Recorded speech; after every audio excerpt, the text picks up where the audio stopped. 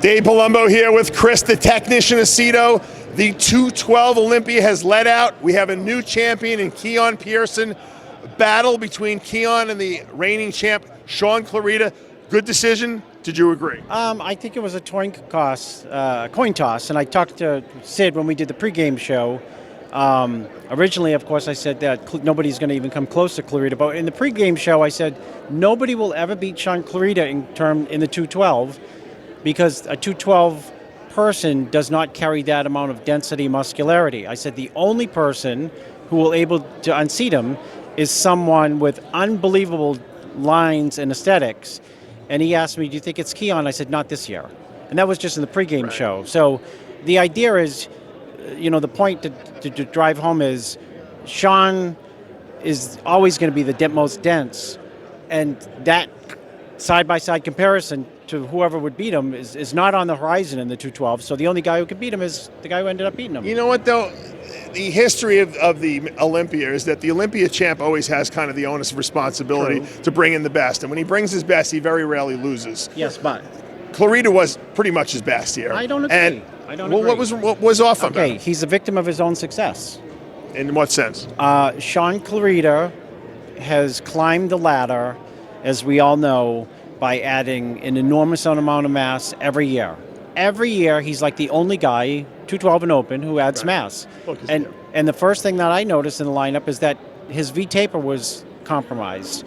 He put on, his back is bigger than ever, but it hurt him on the front double bicep, it hurt him on the front lat spread, it hurt him compared to where he's been in the stand and relax from the front. So even though he has more mass and he has equal amount of density that he's ever had, if not more, those poses are compromised by himself. It didn't hurt Ronnie Coleman back in the day. Well, Ronnie did lose at the end because, well, I'll tell you this. Ronnie Coleman will tell you himself. He was not the same Coleman in 2000, 2001, 2002, 2003 as he was in 98. Also a victim of his own success. Yeah, of course. NASA was too. Right. Jay Cutler has said over and over, we all were better when we had better, V-tapers. Like there's a point where mass comes and then naturally what comes with it is a wider midsection and it hurts people more than others. And you stand next to Keone, where he lost against Keone, I thought in prejudging, he lost the front double bicep.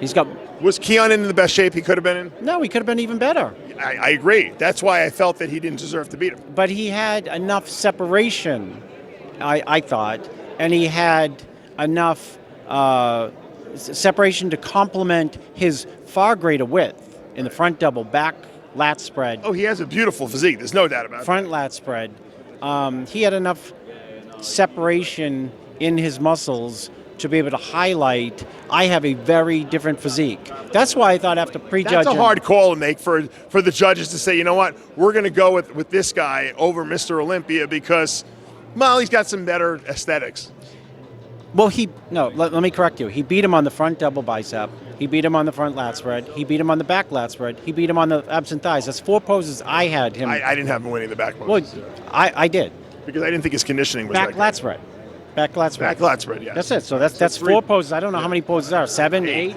Okay, so there's a coin. I said it started out as a coin toss. Do you think it was a split decision? You think it wasn't unanimous? I don't think it was unanimous. I think it was a close decision. And I think that although I wouldn't factor it in myself in terms of the judging, it is so far obviously the best Keone we've seen. And it is still a great Clarida, but... it also makes for a great rematch next year. Yes. Which I think had played something into this. No, I think there's a level of... No, you know what? I think there's a level... Let's be honest.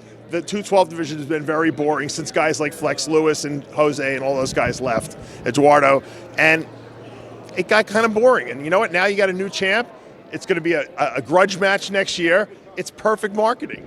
It was close. Look, when it's that close, why not give it to the guy who didn't win? Yeah, well, I'll say this, is we know if Shaun Clarida, has the fire in him.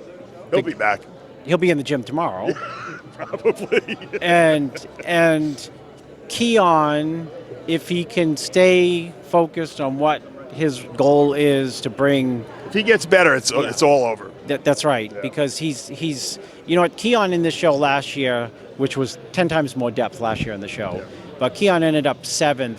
But you could see he was in the first call out, or he ended up. I thought he should have absolutely been first call out. Yes. Yeah. Last year, I think he was in the end, and then he fell to the second call out. But you could see, like, okay, maturity's on its way, density's on its way. He just still does not have a dense physique. He doesn't. He's a natural bodybuilder for many years, too. People don't remember. So Shaun Clarida was about That's true. 300 pounds ago. Yeah. Look, both great champions. I love both of their physiques, and I like both of them as human beings. And so, I think next year is going to be a real good grudge match. I think, I think the rematch would be, Shaun Clarida probably wants it next weekend. That's he's going to have to wait. He'll do an open show probably, right? Probably. He'll do the Arnold. Yeah, well, he might. He might do a couple open shows. Because he can't wait till next year. No, that's right. He can't. Chris, great wrap-up. Now get out of here. I got John Hansen coming in here.